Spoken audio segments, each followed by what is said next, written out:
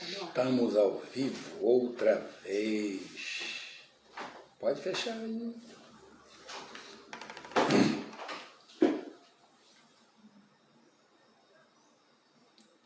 Vamos aguardar só um pouquinho. Depois começamos a nossa conversa.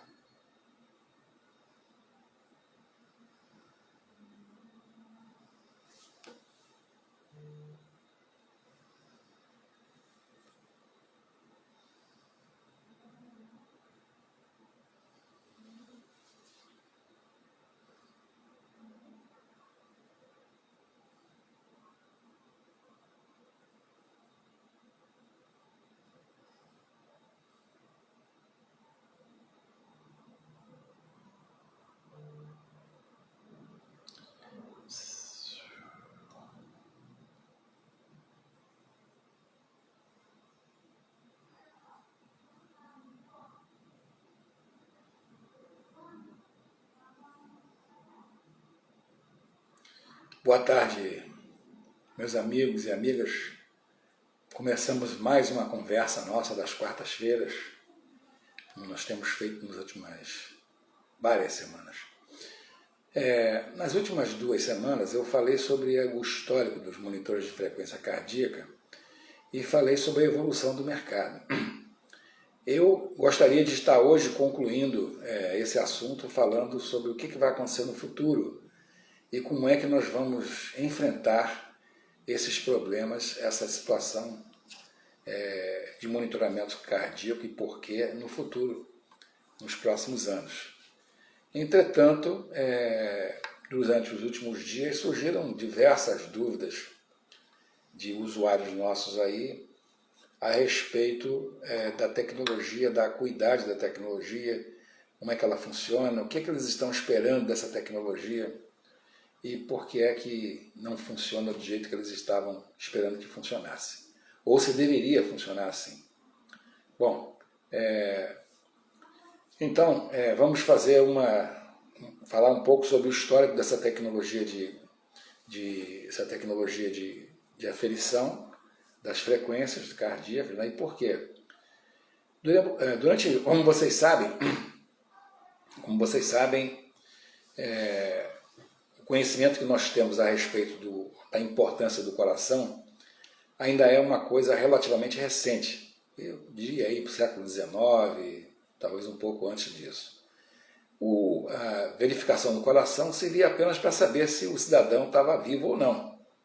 Mas não se sabia muito bem o que fazer com aquela informação. Tá?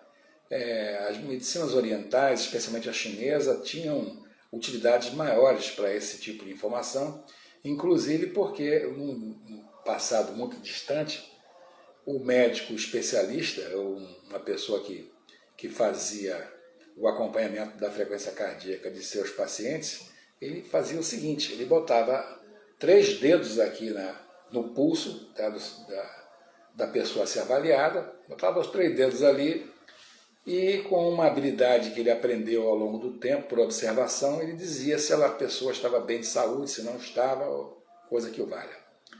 Com o tempo, foi se descobrindo que a intensidade do coração bater estava relacionado a outros fatores do metabolismo do nosso corpo. Por exemplo, se aprendeu muita coisa interessante sobre isso. Tá? E aí houve um interesse da área médica em aprofundar essa informação. E surgiram então coisas como, por exemplo, o eletrocardiograma, tá? Medindo a parte elétrica e criando aquelas curvas. Aquela curva da eletrocardiografia, na realidade, são os pontos de intensidade elétrica que o coração ativa, ou que são ativados pelos nós do coração, para que ele contraia cada uma dessas suas câmaras. Quando a gente fala batimento cardíaco, nós estamos sendo, na realidade, simplistas, porque não é um batimento cardíaco, é um conjunto de 4 batimentos diferentes que trabalham em harmonia, ou 4 contrações diferentes que trabalham em harmonia. 2 dessas contrações se referem aos átrios, que é por onde o sangue entra no coração, E esse sangue que está entrando no coração está entrando vindo do corpo ou vindo do pulmão. E 2 ventrículos, que é por onde o sangue sai. E um deles manda o sangue para o pulmão, para ser oxigenado, e o outro manda o sangue oxigenado para o resto do corpo, que é o ventrículo esquerdo e direito. Bom, fazer a diferenciação entre essas 4 coisas pode não ser uma coisa simples. Quando a gente coloca essas 4 contrações num gráfico, que é o eletrocardiograma, ela apresenta variações e comportamentos que, ao olhar treinado para um profissional da área, um cardiologista que conhece o assunto, ele vai poder interpretar esses diversos comportamentos para saber se o coração está funcionando corretamente ou não. Se ele tem uma arritmia, uma taquicardia, ou tem uma fibrilação, ou seja, se existe um comportamento no coração que não é um comportamento normal e que por isso merece a atenção do médico. Bom, vocês sabem muito bem que o eletrocardiograma não é uma coisa que a maior parte dos médicos que andam por aí tem familiaridade. Para conhecer este assunto com mais precisão, eles são obrigados a fazerem um curso específico de eletrocardiografia. Esse curso vai mostrar a eles todos os detalhes de como é que a coisa funciona. Uma máquina cardíaca é espetacular porque ela tem vida própria. Ela gera sua própria energia através do nó sinusal e do nó atrial. Ela gera sua energia. Essa energia é gerada por uma combinação química de determinados componentes no corpo, especialmente potássio, sódio, essas coisas aí. Tá? Bom, então olhem bem o que nós temos na nossa frente. Nós temos uma máquina que trabalha com 4 batimentos praticamente simultâneos, não são simultâneos, é claro, mas trabalham em harmonia esses 4 batimentos para recolher o sangue do corpo, jogar o sangue para o pulmão, oxigenar esse sangue, trazê-lo de volta para o coração e finalmente jogar de volta para o corpo. Mas com que intensidade isso deve acontecer e por que é mais rápido, por que é mais lento, por que acontece isso?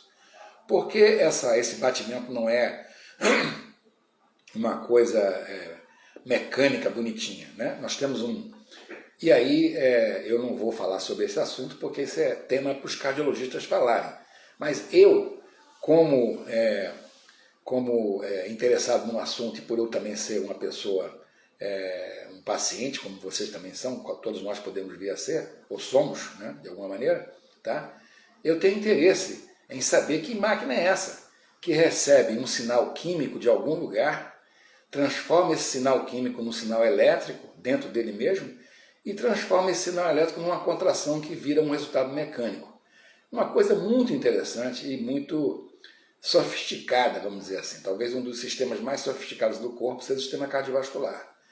E aí, voltando a dizer o que eu falava antes, havia aquela discussão sobre o que fazer com essa informação.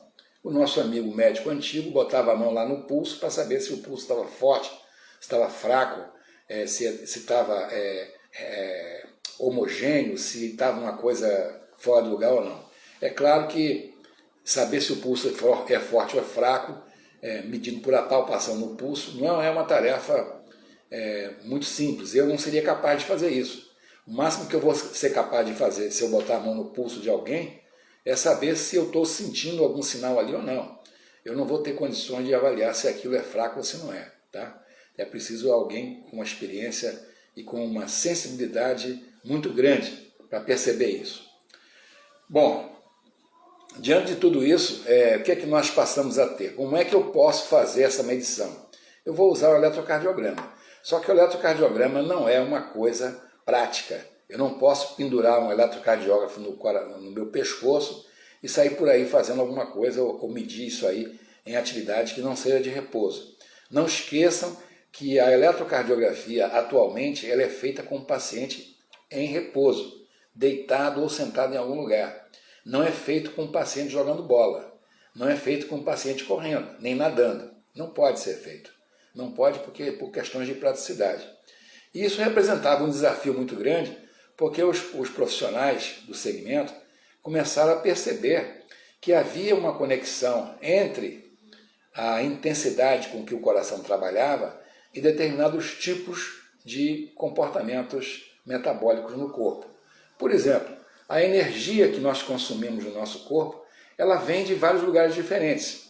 Ela pode ser uma energia que é provinda da queima de gorduras, ou é provinda da queima de carboidratos, ou de proteínas, ou qualquer outra coisa lá. Ou seja, esta fonte energética, ela não é homogênea, ela é misturada. Tá? É como se eu estivesse usando um carro com o mesmo motor consumindo energias diferentes. Quando eu estou na primeira marcha, eu consumo óleo diesel. Se eu estiver um pouco mais rápido, eu vou consumir gasolina. Se eu estiver muito mais rápido, eu vou consumir álcool e por aí afora vai. Estou fazendo uma comparação bastante trivial para vocês entenderem como é que isso aí funciona em nível de cardiologicamente falando. Tá?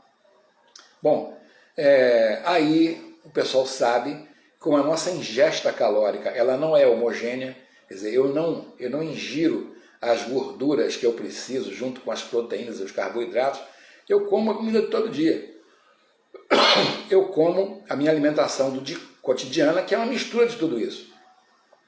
E às vezes, por uma questão de gulodice, todos nós somos um pouco gulosos em alguns aspectos, eu termino comendo muito mais um determinado componente do que outro. Por exemplo, vocês já ouviram a palavra chocolatra. Tem gente que é viciada em chocolate.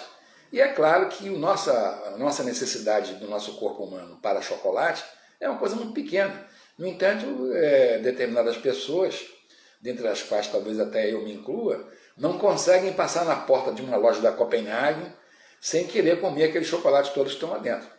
Ou se não for a Copenhagen, é uma loja da Lindt, um desses chocolates aí maravilhosos, muito gostosos, né? Quando eu estou fazendo isso, eu estou jogando para dentro do corpo um negócio que o corpo não precisa. E o corpo vai fazer o que com isso? Vai jogar fora ou vai armazenar. Se o corpo armazenar, vai vazar aquela gordurinha que a gente sabe o armazenamento onde é que ele fica. Geralmente na região da cintura, no core, né? No core do corpo vai ficar aquela gordurinha, todos nós temos, ou muitos de nós já tivemos, um tem mais, outro tem menos e tal. E nas mulheres tem outros pontos de acumulação, nos culotes, nos braços, nas coxas. O homem e a mulher têm pontos de acumulação ligeiramente diferentes. Bom, como é que eu vou fazer para controlar a atividade cardíaca durante a minha atividade física? Foi aí que surgiu a ideia de se fazer um sensor que captasse o sinal elétrico no coração, que o coração produz. Que na realidade, como eu falei para vocês, são 4 sinais diferentes, com intensidades diferentes. Um para cada átrio e um para cada ventrículo. O sinal mais poderoso que existe, o mais forte de todos eles, é do ventrículo esquerdo, porque o ventrículo esquerdo joga o sangue para o coração, para o corpo inteiro.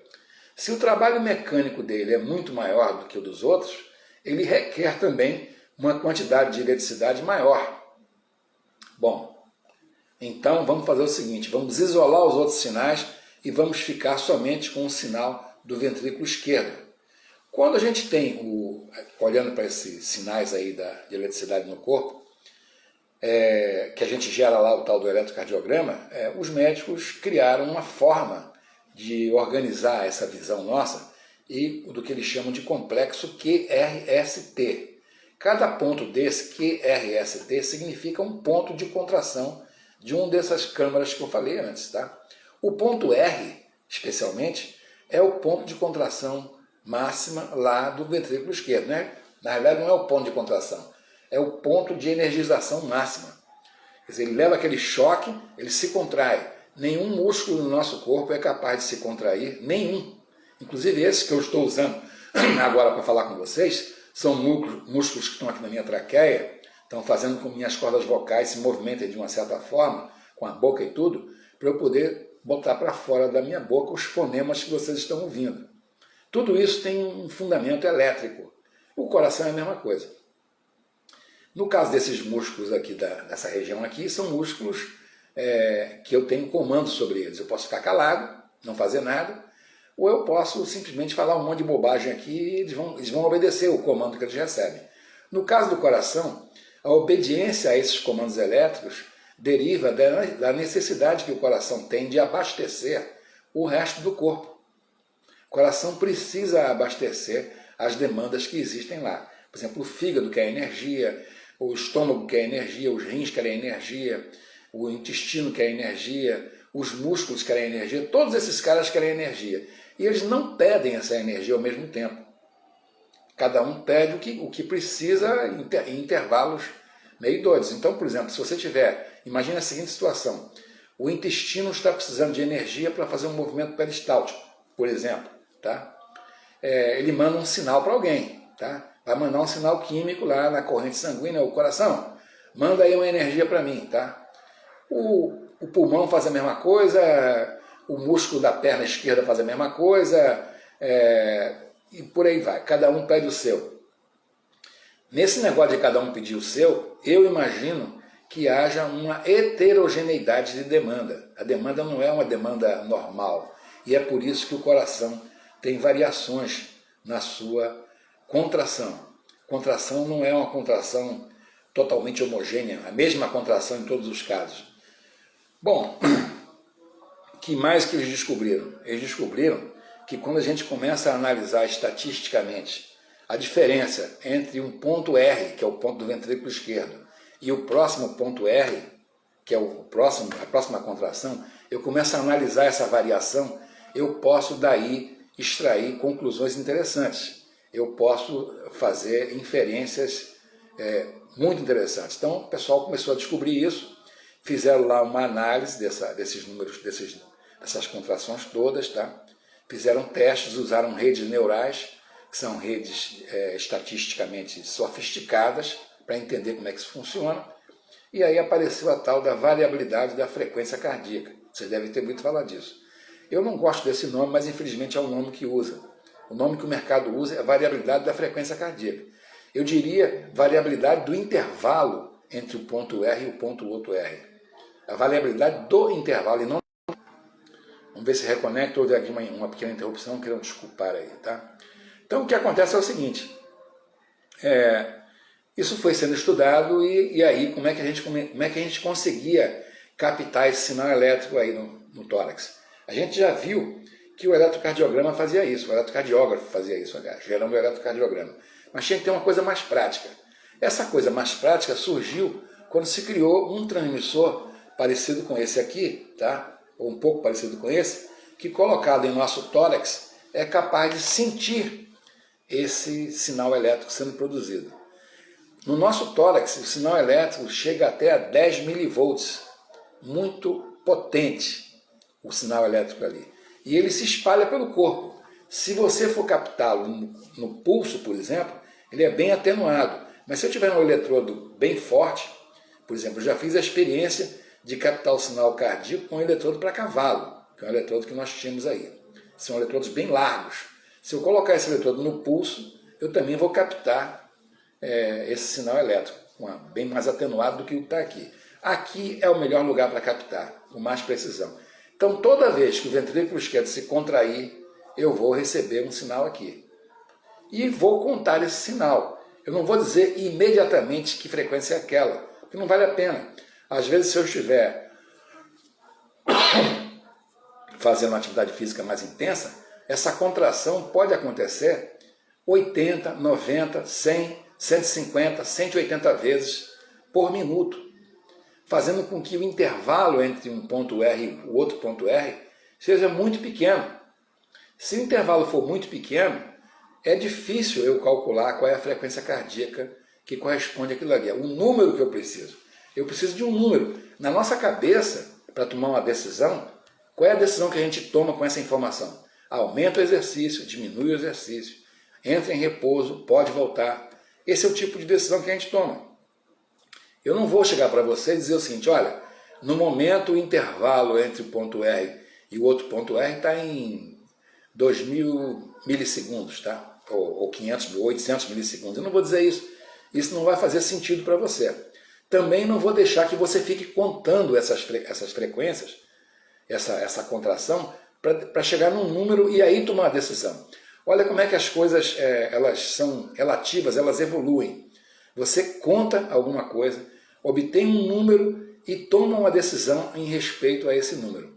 A decisão é: aumenta a velocidade, diminui a velocidade, aumenta a intensidade, diminui a intensidade, entra em repouso, volta à atividade. São decisões muito simples que você tem que fazer, ou então mantenha a intensidade num certo ritmo. Vocês sabem perfeitamente, melhor do que eu, que para consumir gordura, por exemplo, eu tenho que fazer uma atividade mais lenta. Na realidade, quando você faz uma atividade mais lenta, mais suave, o percentual de gorduras na formação das calorias, ele é maior. À medida que você aumenta a intensidade, esse percentual diminui. Tem muita gente que acha que pode consumir muito mais gordura em intensidades mais elevadas. Existe um grupo, uma corrente que acha que esse negócio de fazer atividade física muito lenta é bobagem, que é melhor você fazer intenso, porque aí quando você estiver fazendo intenso, você consome muito mais caloria, e nesse bolo de muito mais caloria você também consome muito mais gordura. Isso é verdade, aritmeticamente falando. Mas existe um componente aí nessa história que é preciso ser considerado, que é o fator de risco. Quanto mais a intensidade aumenta, maior o fator de risco, de lesão. Você passa a ter um risco de lesão muito maior quando você está fazendo a intensidade muito alta. Se você não estiver preparado para ter essa intensidade, se você não estiver condicionado, se os seus músculos não estiverem preparados para isso, se não estiver acostumado, você poderá ter uma lesão. E o que o corpo faz para proteger você dessa lesão? O corpo joga na corrente sanguínea determinados componentes que fazem com que você reduza a intensidade, mesmo que você não queira. Um desses componentes, que vocês também devem conhecer muito bem, é um tal de ácido lático. O ácido lático ele serve para frear essa coisa. É claro que eu estou dando uma explicação muito simplista, e na realidade o ácido lático é um componente no metabolismo também. Antigamente teve pessoas aí, andaram pesquisando, que medindo o ácido lático apenas eu conseguiria avaliar se eu estava intenso ou se eu não estava. Havia essa discussão muito grande, tá? Se falou muito sobre isso, e depois, hoje em dia não se fala mais tanto, mas teve época, especialmente em alguns determinados esportes, como a natação, por exemplo, o pessoal gostava de medir o ácido lático na beira da piscina. Como é que eles fazem isso? Tiram a gota do sangue, bota lá num instrumento parecido com aquele glicosímetro que a gente mede açúcar no sangue, e aí o cara diz: olha, você está com X de ácido lático. Opa, passou do limite. Opa, diminui. Opa, aumenta. Quer dizer, essa coisa não é muito prática, como vocês sabem, e é por isso que você não tem todo mundo fazendo isso toda hora. Apesar de que, recentemente, apareceu aí um fabricante inventando um produto que diz que é capaz de medir o ácido lático na coxa usando fotoplastimografia. Mas a gente vai falar disso daqui a pouco. Bom, a partir do momento em que eu passei a usar um transmissor no tórax, tá? E que isso se tornou popular, e isso foi uma coisa que, de alguma maneira, nós ajudamos a tornar realidade, quando eu comecei a mexer nisso, em 1992, não, acho que foi em 88, lá com o pessoal do Exército, ninguém sabia o que era isso. Ou não tinha um costume de usar nada disso, não sabia, não tinha, sabe que tem, mas não sabe o que fazer com isso. É a mesma coisa que você vê hoje no ciclismo, o cara medindo potência de pedalada. Você mediu a potência, tem tantos joules, tem tantos watts e tal, mas o que eu faço com isso? Não, eu estou muito, agora eu estou pouco, mas eu não tenho. Eu, pelo menos até agora, não vi. Imagino que exista por aí. Não vou dizer que não exista, mas eu não vi transformado numa coisa de fácil utilidade a informação da potência da pedalada, que é medida por um outro mecanismo aí, que a gente depois não vamos discutir, que não é o nosso caso aqui agora. Tá? Mesma coisa da frequência cardíaca. O que eu faço com a frequência cardíaca? É muito, é pouco, aumenta, diminui? Quando isso começou a se tornar popular e muita gente começou a usar a medição da frequência cardíaca no tórax, houve a reação imediata, né? Outras pessoas disseram assim: para que eu quero isso? Pô? Eu não preciso de medir a frequência cardíaca. Basta eu falar no esforço percebido. Eu vou fazer um esforço percebido, tá? E se a percepção do esforço for muito grande, eu vou diminuir. Se for muito leve, eu vou aumentar. E assim vai. Ou seja, uma coisa altamente subjetiva. É claro que nessa história do esforço percebido e na intensidade, tem uma outra variável que a gente conhece, povo normal não conhece tanto, mas vocês que são profissionais do segmento, estão aqui ouvindo essa conversa, vocês devem ter ouvido falar, a endorfina. Quando a endorfina entra em atuação no teu corpo, você passa a sentir uma sensação de bem-estar muito grande. E a sua tendência é aumentar a intensidade. Você está endorfinado, você está feliz. E você vai aumentar. O que você não sabe é se isso vai causar uma lesão ou não. É possível que cause. E muitas vezes causa. Eu já tive pessoas aqui falando comigo que faziam, por exemplo, atividade de alta intensidade, como é o caso do spinning, e vinham dizendo, esse negócio é muito bom, porque quando eu estou no spinning, minha frequência vai lá para cima. Lá para cima onde, cara? Vai para mais de 200. Você está louca, né? É uma mulher. Você está louca, tem alguma coisa, você tem que ver isso aí, cara. Mais de 200 começa a complicar. Eu não acredito que vá para mais de 200. Ou você está realmente se excedendo, ou então tem um problema elétrico no seu coração. Geralmente era o problema elétrico que acontecia. Por quê? Se eu tenho um problema elétrico no coração, se os sinais elétricos que estão vindo do meu nodo atrial e sinusal para gerar as contrações das minhas câmaras, se esses sinais não estão em equilíbrio, eu tenho o pessoal costuma chamar de anarquia elétrica. Tá? Existe um comportamento elétrico completamente louco. Esse comportamento elétrico completamente louco, ele faz com que você passe a olhar o monitor cardíaco e ver números muito altos, 190, 200, até mais do que isso. Na realidade, você está com uma fibrilação de algum tipo, geralmente a fibrilação atrial, tá? onde o átrio, um dos átrios ou os dois, eles não contraem corretamente, e aí, tentando contrair o átrio, porque ele precisa, né? O coração precisa que o átrio seja contraído, mas tentando contrair o átrio, ele fica mandando sinais elétricos um atrás do outro, em momentos diferentes, e isso gera um ruído elétrico que é transformado pelo nosso sensor de pulso num número, e esse número está errado. O número não corresponde à realidade. Então, várias vezes eu vi essa situação aqui, inclusive a primeira vez que eu vi isso foi um cidadão que entrou aqui na minha sala, dizendo que o negócio não funcionava para ele, que ele era maratonista, era piloto de helicóptero, e que ele tinha os seus exames todos em dia, porque ele era piloto de helicóptero, mas que aquele negócio não funcionava. Aí eu fui lá, olhei para ele, fui ver o monitor dele, realmente estava dando um número muito alto. Aí eu tirei um monitor que eu estava usando, que eu sabia que estava funcionando bem, coloquei nele e o monitor continuou muito alto. Aí eu falei assim, olha, tem um negócio aí que está acontecendo com você, eu não sei o que é, mas eu sugiro que você vá falar com o médico agora, nesse momento. Vá falar com ele. Tá? Eu vou ligar para um amigo nosso aí, que é dessa área, vou pedir para ele fazer o exame em você, você não se preocupe com o custo, eu vou pagar esse exame para você, eu quero saber o que está acontecendo. Ele ficou meio sem graça e foi. Chegou lá, o nosso médico fez o teste nele, descobriu que estava uma fibrilação atrial séria e queria interná-lo naquele momento.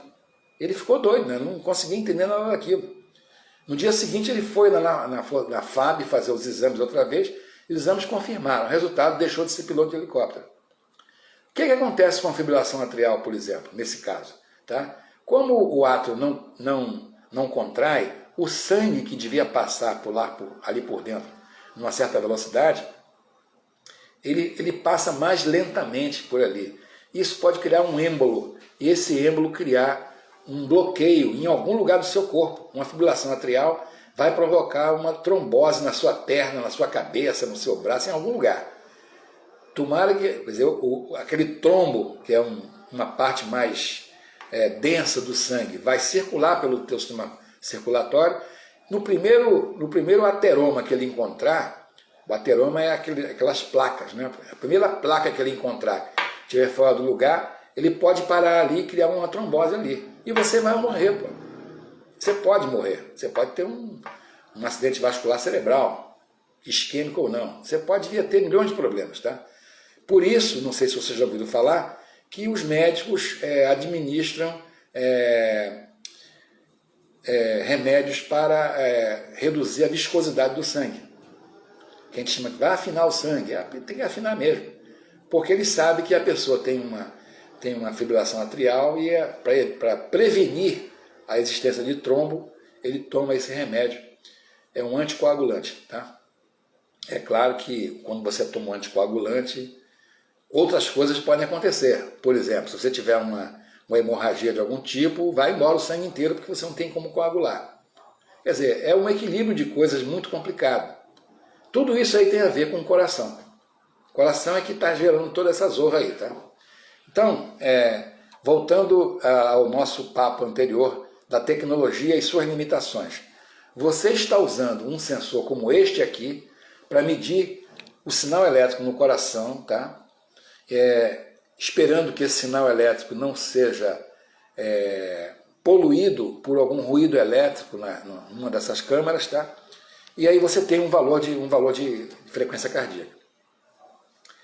Todo mundo está usando milhares e milhares de frequência cardíaca por aí, todo mundo botando transmissor aqui e tal, até que um belo dia alguém chega e fala assim, não, mas isso aí é um negócio muito ruim, isso aí é muito chato, porque dá alergia, aí tem que apertar, aí se eu tiver que emprestar para uma outra pessoa, aí vai ter um problema de higiene, se estiver na academia. Nas academias, por exemplo, eu cheguei a vender milhares e milhares de tiras elásticas. As academias compravam a tira elástica, vendiam a tira elástica para cada cliente seu e o cliente usava o transmissor da academia para fazer atividade física lá.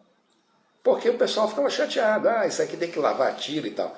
E tem inclusive aqui no Rio de Janeiro uma clínica de medicina do exercício bem conhecida, que ela tem um monte de monitores lá, um monte de transmissores pendurados lá para que os clientes usem. São clientes que estão em reabilitação cardíaca, nenhum deles faz atividade física sem que esteja com um monitoramento desses.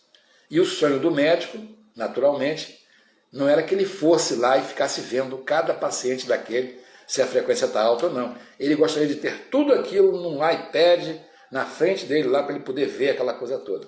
Essa tecnologia já existe. E o pessoal do spinning usa. Existem fabricantes, vários fabricantes que já têm isso. Meu fabricante também que eu tinha, que era Polar, também tem isso, tá?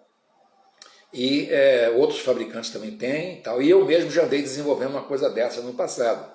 Foi quando eu tive que me envolver com a qualidade do sinal que era produzido e com os ruídos que tinham que ser filtrados. Não é uma coisa simples, posso garantir a vocês. Tá? Até você conseguir um produto que tenha estabilidade para isso é complicado.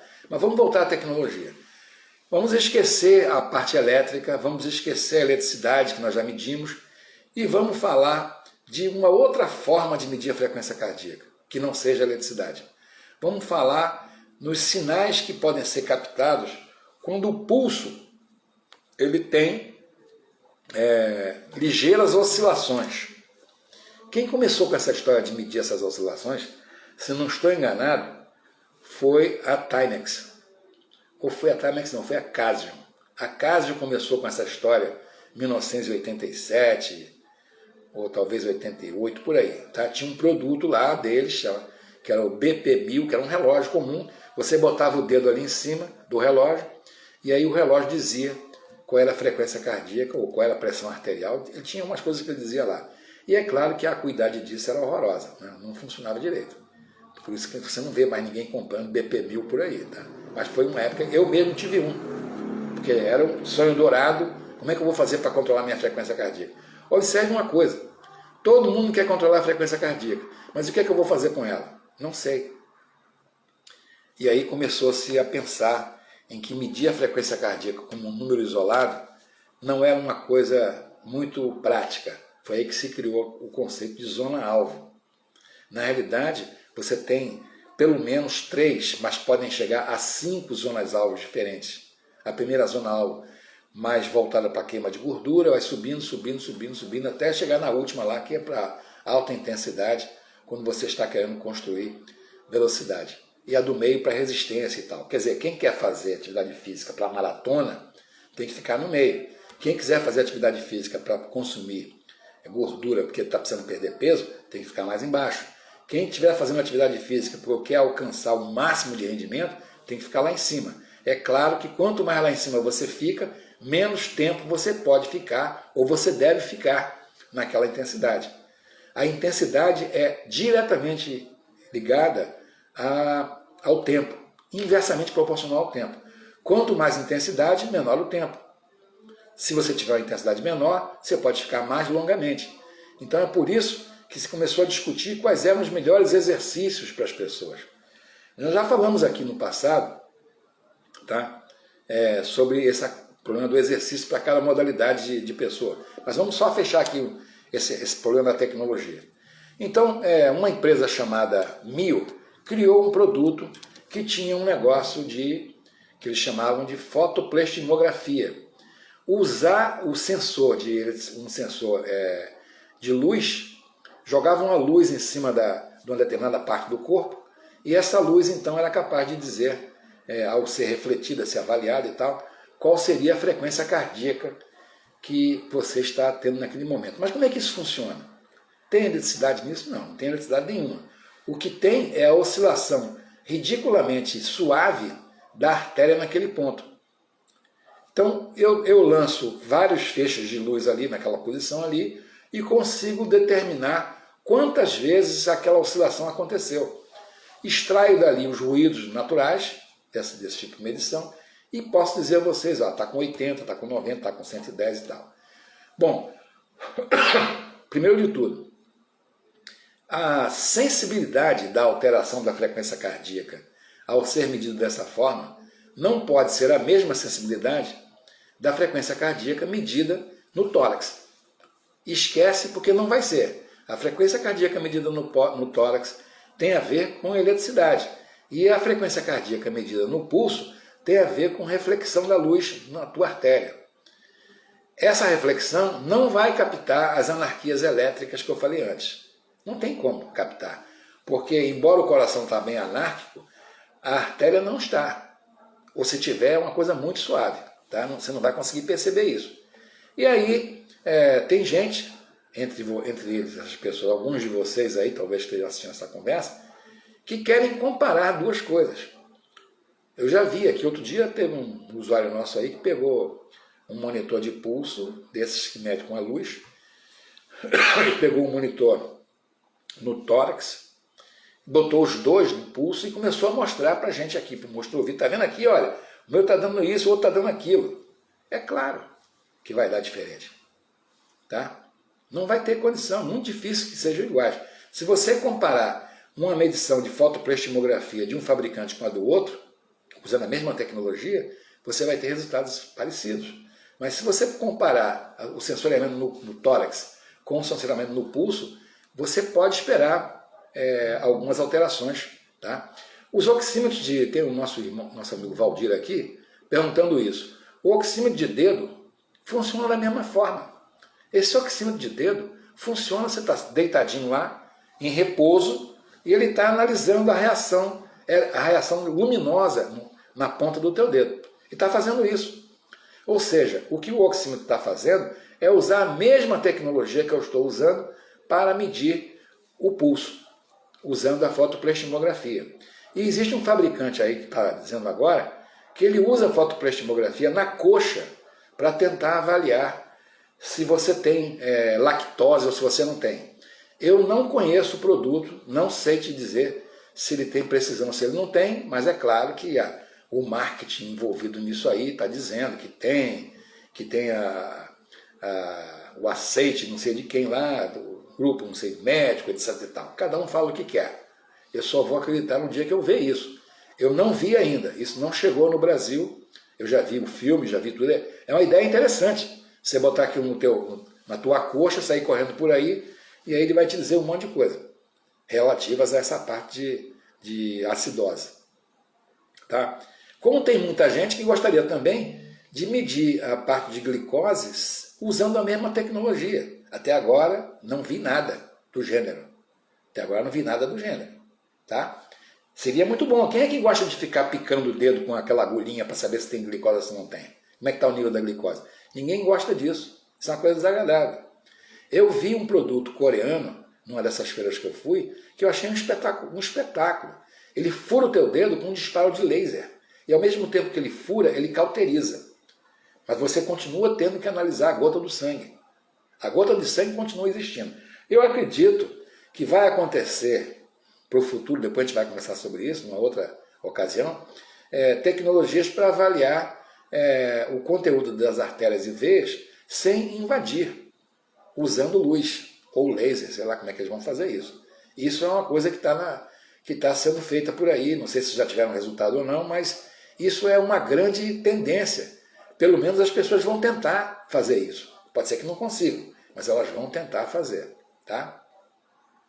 Por causa da comodidade, tá? Quem é que gosta de usar um transmissor no tórax? Ninguém gosta muito, não é chato, isso aí tem que tirar, aperta, não aperta. É melhor no pulso, é melhor. Mas quando eu coloco no pulso, eu abro mão do nível de acuidade. O nível de acuidade no tórax ele é maior. Então, aí vai a minha primeira recomendação. Se a acuidade é importante para você, se você quer uma medição mais precisa possível, o tórax é o melhor caminho. Se você pode conviver com uma acuidade um pouco menor, não é que seja ruim, mas uma acuidade razoável, você pode usar no pulso. É a mesma coisa, você vai usar uma balança de precisão quando você precisa de precisão. E você vai usar uma balança normal, essas balanças que você usa aí para um consultório médico, que você sobe, o cara bota lá um peso, aí desliza para lá e para cá, você está com 95 quilos. Mas eu não quero saber 95 quilos, eu quero saber 95 quilos até a terceira casa decimal. Se eu preciso de saber até a terceira casa decimal, eu não posso usar esse tipo de balança. Então é preciso saber para que é que você quer essa medição e como é que você vai usar essa medição. Se você souber isso, você vai ter sucesso em usar a medição. Especialmente, uma coisa que eu quero lembrar é o seguinte, não basta fazer a medição. É preciso saber o que é que você vai fazer com ela. Se você não souber o que você vai fazer com ela, é inútil. Você vai apenas sair com isso aí pendurado no corpo, em algum lugar, e vai dizer que aquilo é maravilhoso, todo mundo está fazendo, você também está. Então, e aí eu vou seguir eu vou fazer porque todo mundo está fazendo. Que a gente chama aí no mercado de Me Too. Me Too significa o seguinte, eu também, tá? Fulano tem um iPhone, eu também quero um. Fulano tem um iPhone, tem um iWatch, eu também quero um. Fulano tem um monitor cardíaco que tem GPS, tem um Diaba 4, eu também quero. Para que eu estou usando o GPS se eu estou correndo no mesmo lugar o tempo todo? Para nada, só para dizer que eu tenho. Ou então eu gostaria de fazer isso porque eu vou botar no Facebook, que aí eu vou dizer para meus amigos que eu percorri tal e tal caminho. Se é para isso, bota o GPS, cara. Mas qual é a decisão toma? Qual é a decisão de treinamento que você toma com essa informação? É muito importante isso, gente, tá? Então, volto a dizer a vocês que a gente deve buscar sempre a simplicidade. Como eu já falei antes aí, algumas vezes, tá? 60% da população do Brasil, pelo menos, talvez do mundo, não sei, mas do Brasil com certeza, são pessoas sedentárias. Isso é um mercado absurdamente grande. Esse mercado precisa de atividade física. Esse mercado precisa reduzir as morbidades relativas ao sedentarismo. Precisa reduzir peso, precisa melhorar o condicionamento cardiovascular, precisa melhorar a parte de mobilidade, de articulação, precisa viver melhor. Vocês, professores de educação física, ou os professores de educação física, são um dos instrumentos que essa sociedade precisa para que isso aconteça. E vocês têm que tomar cuidado para que vocês façam isso da maneira mais simples possível. A cabeça das pessoas não costuma aceitar bem aquilo que é sofisticado. Pelo menos não costuma permanecer com isso. Você vai num médico qualquer, um médico especialista, e ele te dá uma receita maluca lá, um procedimento que você não entende muito bem, você pode até fazer porque você tem confiança nele e você gosta dele. Mas depois de um certo tempo, o seu subconsciente vai perguntar para você por que você está fazendo aquilo. E a tendência é você abandonar. Vocês sabem perfeitamente como é que é a questão do abandono nas academias. Acima de 10%, 10%, 15%. E no tempo de pandemia deve estar muito pior. Essas pessoas vão embora por quê? Porque elas não conseguem entender com facilidade as instruções que elas estão recebendo de vocês. Tá? As instruções de atividade física não estão sendo devidamente, são simples e suficientes para que sejam incorporadas no teu cotidiano e virem um hábito. Eu falei já algumas vezes aqui, vou repetir. A grande jogada do cara de educação física não é ensinar ninguém a fazer atividade física, não. A grande jogada dele é a formação de hábito. Você tem que obrigar, você tem de convencer o teu cliente, o teu aluno, que ele precisa mudar de hábito. E a mudança de hábito pode significar uma mudança de ingesta calórica, pode significar a mudança de um comportamento sedentário. Dormir melhor, tá? Não tomar tanto álcool, diminuir o consumo de álcool. Eu adoro beber uma cerveja, claro que eu gosto. Eu também gosto de uma vodka, mais do que cachaça não tanto, mas a vodka eu gosto muito. E eu procuro ser cuidadoso com isso, porque às vezes você fica entusiasmado, vai se reunir com alguém, enche a caveira de cachaça e vai embora. Esses hábitos todos têm que ser cuidados. Por exemplo, você vai fazer uma refeição bem grande, um almoço, um jantar, e você vai tomar uma sobremesa. Você não precisa mais do que uma colher de sopa, de sorvete de chocolate, por exemplo, ou um pouco mais do que isso. Mas você é guloso, tem um olho enorme, e você faz um copo inteirinho de sorvete de chocolate, tá? E ainda bota algumas outras coisas ali para incrementar mais o sorvete. Como é que é o nome daquele negócio que a gente usa que bota no açaí, tá? Daqui a pouco eu lembro o nome, tá? Você põe aquilo que aí você fica com uma bomba calórica absurda, que você não precisa.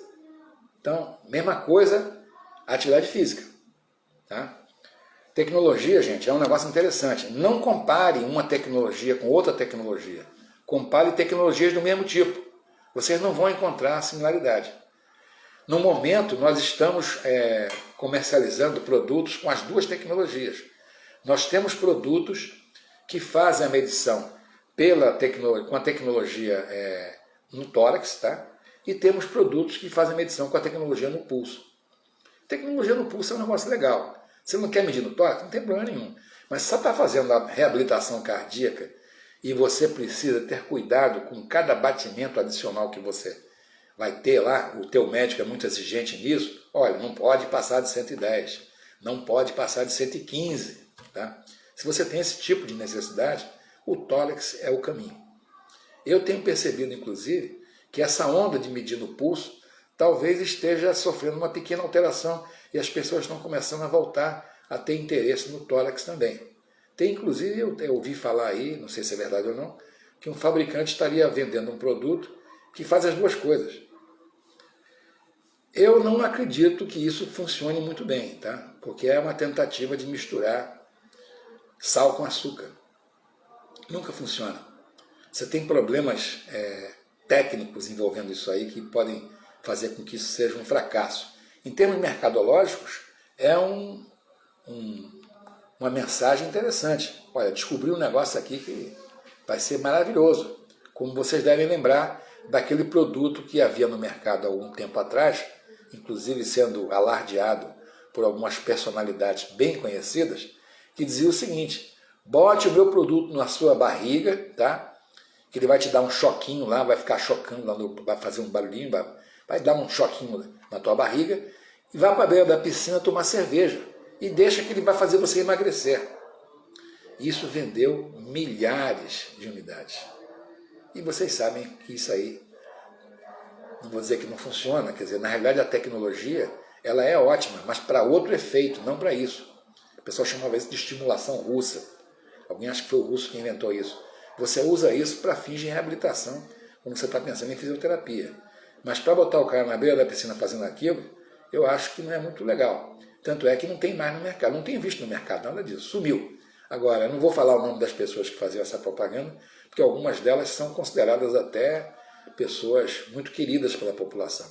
Mas que devem ter recebido algum dinheiro para fazer isso e não pensaram duas vezes, abarcaram, pegaram, como hoje em dia nós estamos passando uma época em que, pelo menos até um pouco tempo atrás, qualquer oportunidade de ganhar dinheiro eu vou pegar, seja o que for, tá? Se alguém me oferecer alguma coisa para eu ganhar dinheiro, eu vou fazer. Não estou preocupado com ética, não estou preocupado se aquilo vai fazer mal para alguém, não estou preocupado em saber se aquilo é uma coisa honesta ou não. Tem dinheiro na parada? Eu quero. Então, vocês têm que ser, primeiro de tudo, muito éticos e muito honestos quando lidarem com os seus alunos e seus pacientes. porque é isso que vai fazer o vínculo de longo prazo que você precisa. É isso que vai garantir a aderência desse aluno, desse cliente, ao trabalho que você presta. Se você fizer isso, você tem que ser muito honesto o tempo todo. Inclusive aqui na nossa empresa, isso significa às vezes até eu me negar a vender uma certa coisa que um cliente quer. Quando eu digo para ele o seguinte, olha, você está querendo comprar uma coisa que excede a sua necessidade. Você não precisa disso. Se você quiser comprar e você insistir, o dinheiro é seu, eu não posso falar nada. Mas me cabe alertar você que você está jogando dinheiro no lixo. Não diga que fui eu que insinuei que você devia fazer isso. Jamais, tá? Não diga que eu cheguei aqui, eu incentivei você a gastar dinheiro com uma coisa que você não precisava. Então aqui, primeiro o nosso compromisso é com a honestidade e com a transparência. Bom, gente, só para finalizar essa nossa conversa de hoje, eu quero dizer a vocês o seguinte, que eu já cheguei numa conclusão sobre como é que eu devo tratar aquela nossa cooperação que nós falamos no passado. Tem inclusive um amigo nosso que está aqui ouvindo a gente, que é o Marquinhos, deve estar por aí assistindo a gente aí, tá? Que eu havia parado para pensar como é que eu ia fazer isso, porque nós estamos no mercado assistindo coisas interessantes. Tem gente aí vendendo um produto de mesma origem nossa por um preço que não é capaz de suportar nem o preço do desembaraço alfandegário. Isso significa que ele está contrabandeando o produto. Tá? Isso significa que ele está contrabandeando, não, isso é descaminho. Ele está trazendo o produto para o Brasil de alguma forma sem pagar os impostos. Ou ele comprou o produto em algum lugar, não conseguiu vender e está jogando aquilo por um preço lá no chão. Eu não consigo trabalhar dessa forma. Primeiro, porque eu recolho meus impostos completamente. Segundo, porque além de trabalhar recolhendo os impostos, eu tenho que ter algum resultado. Se eu não tiver algum resultado, eu não vou continuar vendendo, eu não vou sobreviver. Eu sei que vocês buscam os preços menores possíveis. Eu também faria a mesma coisa. Não acho nada de errado nisso. Mas é preciso verificar com muita calma de onde é que estão vindo esses produtos que vocês estão adquirindo e o que é que vocês podem fazer se vocês tiverem algum problema com eles. Todas as pessoas que compraram com a gente e que tiveram algum problema com o produto nosso, problemas causados pelo próprio produto, uma quantidade mínima que aconteceu isso, ou problemas causados pela ignorância do cliente em saber usar o produto. Não sabe usar e não conseguiu o resultado. Ou ainda porque esperava uma coisa e obteve outra. Como o cara pegava, está acostumado a usar um monitor que tem no tórax, alguma coisa, e a sensibilidade é de uma forma, ele começou a usar um sensor no pulso, e como a sensibilidade é diferente, isso aí não presta. Na realidade, desculpe, na realidade não é isso, é que ele estava esperando do produto uma resposta que o produto não é capaz de dar. Mesmo assim, sem querer questionar, você não está feliz? Me devolve. Você vai receber o seu dinheiro de volta. Tá? Em alguns casos eu nem peguei o dinheiro de volta, mandei um outro para o cara lá. Tá? Eu faço questão de fazer isso, já faço isso há muitos anos. Alguns vão dizer que eu sou até ingênuo de fazer, mas é assim que eu conquistei muitos dos grandes amigos que eu tenho hoje. Amigos de muito longa data. Um deles, inclusive, é professor de vocês, que é o nosso amigo Galo. Tá? Então, ele é um deles, mas tem outros. Pessoas que inicialmente achavam que eu estava aí com alguma armação, mas depois viram, olha, esse cara é um cara sério. A seriedade tem que ser a principal preocupação de vocês, o tempo todo. Então é por isso que eu queria mostrar hoje para vocês essa diferença entre essas tecnologias e o que é que vocês podem esperar de cada uma delas. Ok? Como sempre, eu estou disponível para vocês aí o tempo todo, tá? Vocês podem mandar mensagens através do direct aí do WhatsApp ou do WhatsApp nosso. Quem não sabe pode procurar saber, tá? Vocês podem saber tudo isso, tá? E me perguntarem o que vocês quiserem, tá? Se eu souber, eu vou dizer. Se eu não souber, eu vou dizer não sei. Se eu tiver condições de tentar descobrir, eu vou tentar descobrir. É muito comum isso. Eu recebo, às vezes, mensagens de outros estados de pessoas pedindo coisas. Tá?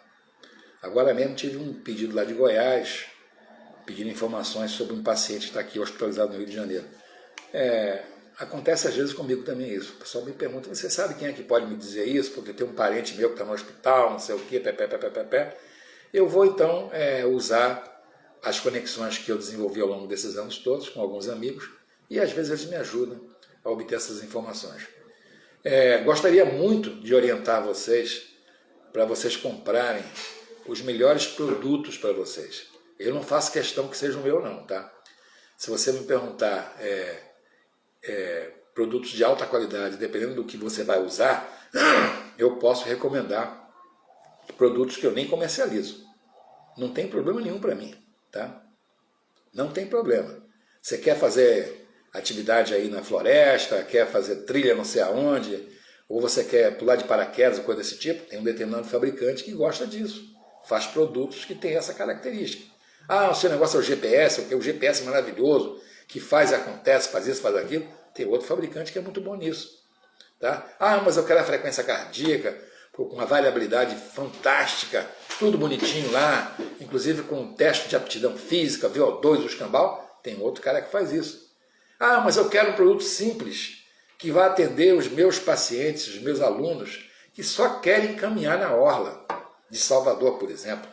Aliás, eu quero fazer uma queixa aqui, porque a orla de Salvador não tem árvore, ou quase não tem árvore. Isso é um crime, porque aquele sol de Salvador, com aquele ventinho, sem árvore, somente o pessoal que tem a pele protegida para isso é capaz de suportar. Se eu ficar ali meia hora, eu vou ficar com a queimadura séria. Tá? O cidadão da terra, que é assim um pouquinho mais moreninho, ele não está nem aí, cara. Talvez seja por isso que não tem árvore ali. Mas a árvore tem que existir para nós, que temos a pele com menos melanina, vamos dizer assim.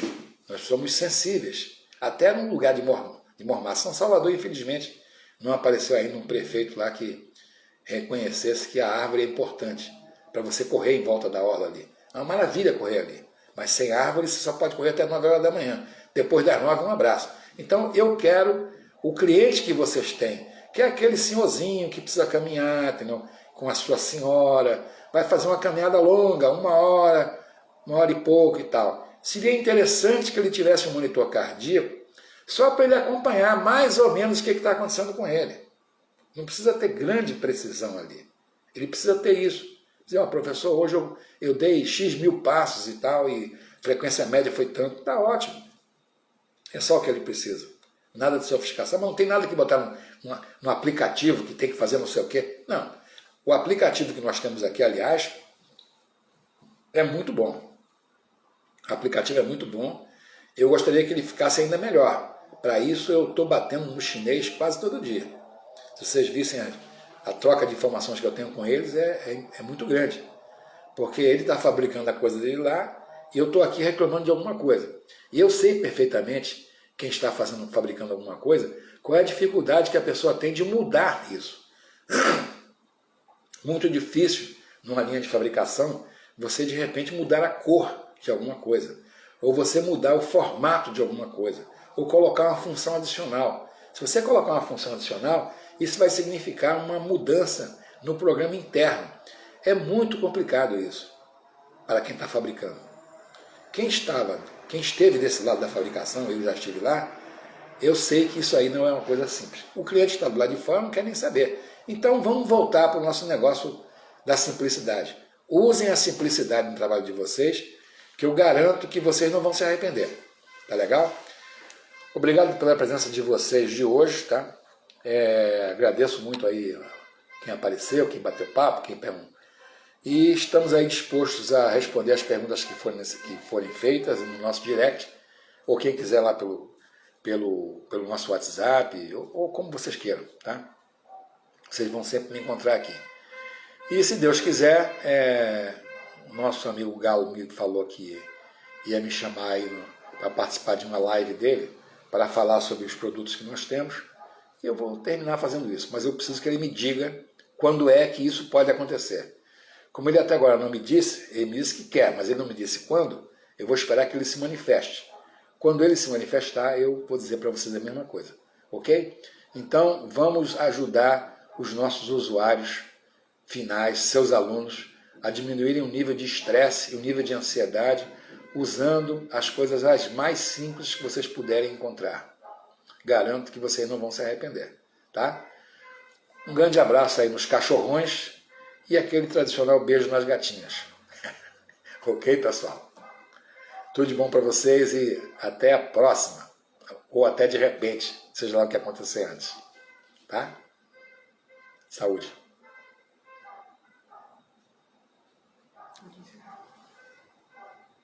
Aqui. Aonde?